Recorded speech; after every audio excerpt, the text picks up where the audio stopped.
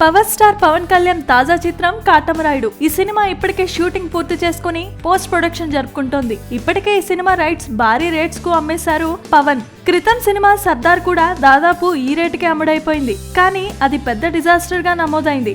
ఇప్పుడు కాటమరాయుడు సినిమాను కూడా భారీ రేట్లకు అమ్మేస్తే రేపొద్దున తేడా వస్తే పరిస్థితి ఏంటి? నిజానికి సర్దార్ సినిమాతో 90 కోట్లు కలెక్ట్ చేయాల్సి ఉన్నా కూడా సినిమా డిజాస్టర్ అవడంతో అందరూ భారీగా నష్టపోయారు. కేవలం సర్దార్ థియేట్రికల్ రైట్స్ ను 87 కోట్లకు కొనుక్కుంటే బాక్సాఫీస్ నుండి 52 కోట్ల షేర్ తో సరిపెట్టేశాడు. అయితే ఇప్పుడు ఆశ్చర్యకరంగా కాటమరాయుడు సినిమాను కూడా 87 కోట్లకు అమ్మేశారు. ఇది మామూలు టూ మచ్ కాదు బాబోయ్. ఎందుకంటే ఆల్రెడీ లాస్లను కవర్ చేయడానికి ఈ సినిమాను తీస్తే ఇప్పుడు ఈ సినిమాతో లాస్ రాకుండా చూసుకోవడం పెద్ద టార్గెట్ గా మారిపోయింది. ఇక భారీ హిట్ టాక్ సాధిస్తేనే కానీ ఈ పెట్టుబడి వసూలు అవ్వదు. ఇక ఈ పెట్టుబడి ఎప్పుడు వసూలు చేస్తారు?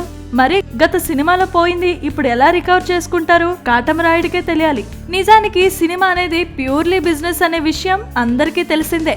అసలు ఎవరికీ నష్టం రాని ఒక బిజినెస్ మోడల్ ని క్రియేట్ చేస్తేనే కానీ ఈ ఇండస్ట్రీలో నిర్మాతలు మరియు పంపిణీదారుల మనుగడకు కాస్త సెక్యూరిటీ ఏర్పడుతుంది. Think about it Pavan. Please subscribe. Hi, it's me Purna. Please subscribe.